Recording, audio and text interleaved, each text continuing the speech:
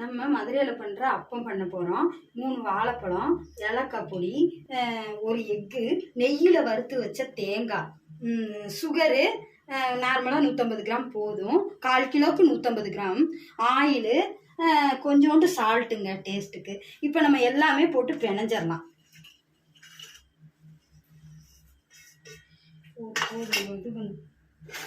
Egg உடச்சி இதில் ஊற்றிக்கலாம். எக்கு சேர்க்காதவங்களுக்கு நார்மலாகவே போட்டுக்கலாம், எக்கு பிடிக்காதவங்களுக்கு நார்மலாக போட்டுக்கலாம். இப்போ சுகருங்க, சுகர் போட்டுக்கலாம் நம்ம வேணுங்கிற அளவுக்கு.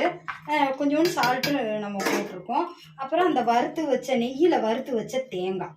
இப்போ எல்லாம் போட்டு வாட்டர் ஊற்றி பிசைஞ்சுக்கலாம்.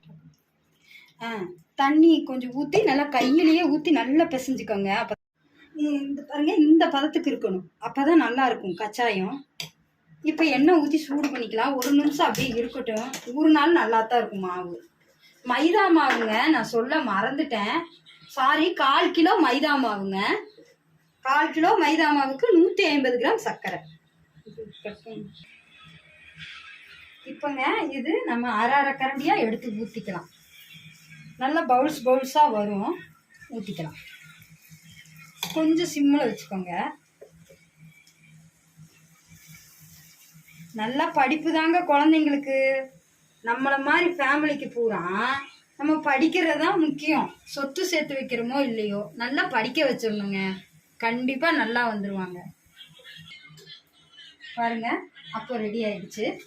சூப்பராக நல்லா கிறிஸ்பியாக இருக்கிறத வச்சு நம்ம பண்ணிட்டோம். ஒன்றும் இல்லைங்க, இது மைதா மாவு 1/4 கிலோ, 150